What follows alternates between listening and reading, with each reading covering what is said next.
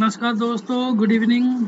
अभी शाम का लगभग 7:30 बज रहा है और आज का डेट हो गया 28 जुलाई। आज हम बात करने वाले LIC के बारे में। देखिए, इंश्योरेंस सेक्टर में बहुत सारी कंपनियां हैं। HDFC है, ICICI है, SBI है और आगे LIC। क्या हमें इस स्टॉक में एक लंबे समय के लिए पैसा लगाना चाहिए या नहीं, और अगर SIP मोड में भी लगाना तो कैसे लगाना है, क्या शॉर्ट टर्म के लिए ले सकते हैं कि नहीं, ये सभी चीज पे हम बात आगे करेंगे। सबसे पहले कंपनी का आज का बिजनेस देख लेते हैं। कंपनी वन डे में रिटर्न कितना दिया उसके बारे में जरा जानने की कोशिश करेंगे।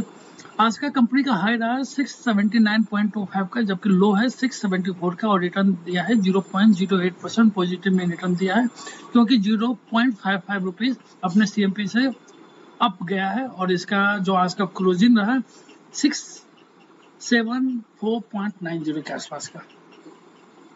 1 वीक के पैरामीटर पे कंपनी का रिटर्न देख लेते हैं। 2.18% नेगेटिव दिया है, जबकि 1 मंथ के पैरामीटर पे कंपनी का रिटर्न रहा इंटरनेट 1.74%, और 1 ईयर के पैरामीटर पर कंपनी का रिटर्न है 22.95 रुपीज नेगेटिव में रहा।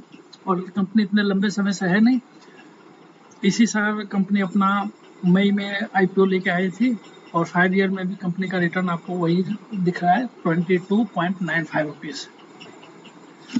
अब आगे चलते हैं। कंपनी एक लार्ज कैप कंपनी है, निफ्टी 50 के नंबर 8 में आता है, और कंपनी का मार्केट कैप है 4,26,526 करोड़ के आसपास, और ये एक इंश्योरेंस सेक्टर के फील्ड में काम करता है। ऑलरेडी मैं आपसे डिस्कस कर चुका हूँ। की मैट्रिक्स का बात किया जाए तो कंपनी का P रेशियो 103.41 का है, बहुत ही महंगा है, बहुत ही ज्यादा महंगा है।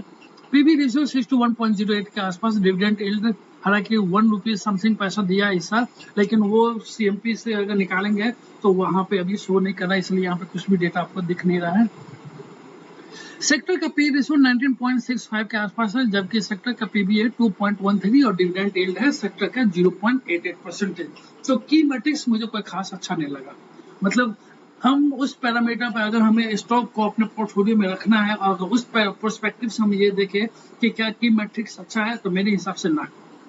अब फोरकास्टिंग का बात किया जाए तो कंपनी पर जितने भी R&D कर रहे, जितने भी लोग R&D कर रहे, उनमें से 50% का ये मानना है कि इस स्टॉक को अपने पोर्टफोलियो में आप रख सकते हैं लंबे समय के लिए। लेकिन मेरा यहाँ पे ऐसा है कि अभी इस स्टॉक का 1-2 क्वार्टर का रिजल्ट आने दीजिए, कंपनी का परफॉर्मेंस देखिए कि मार्केट में उस रिजल्ट को, उस नंबर को on the over the period of time कैसा हुआ और कैसा रहेगा, वो भी हम देख लेते हैं। तो अभी आप कुछ और वेट कर सकते हैं।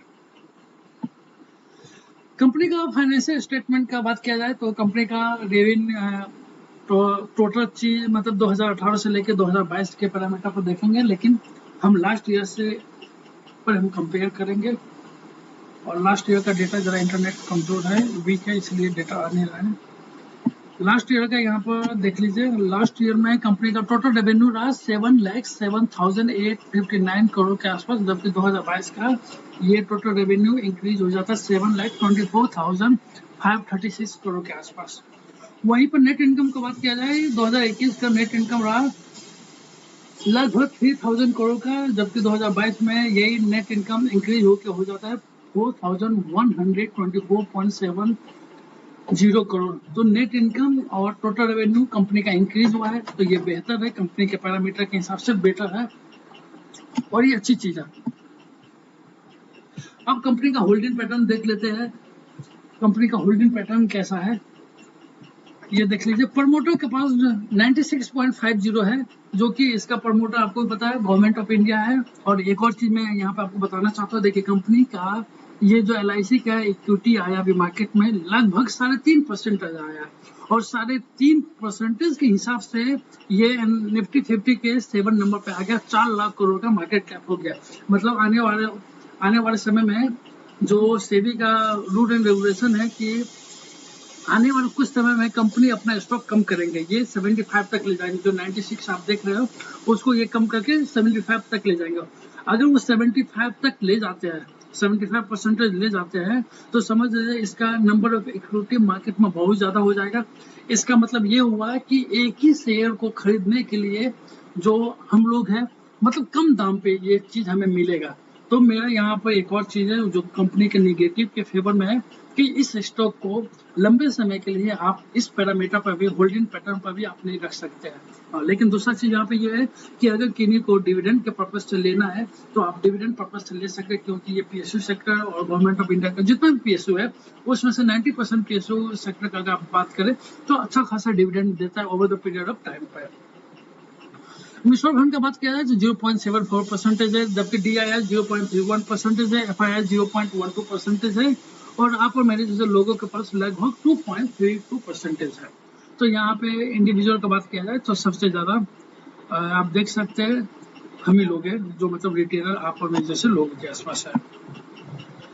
कंपनी का अब डिविडेंड देख लेते हैं। कंपनी ने अभी हालांकि अभी तो कंपनी मार्केट में आया ही है, 1-2 महीने हुए हैं और जहाँ तक मुझे पता है कंपनी ने इस साल डिविडेंड ₹1.5 दिए है पर इक्विटी शेयर के हिसाब से। और इस अनफॉर्चुनेटली बोलिए या गलती से बोलिए, इस स्टॉक मेरे पास भी है, मेरे पोर्टफोलियो में भी है और मैं अभी चाह के भी इसको ऑन एन एवरेज नहीं कर सकता हूँ, क्योंकि मुझे पता है ऑन एन एवरेज करने में ये ज़्यादा रिस्की है। तो मैं भी वेट एंड वॉच कर रहा हूँ।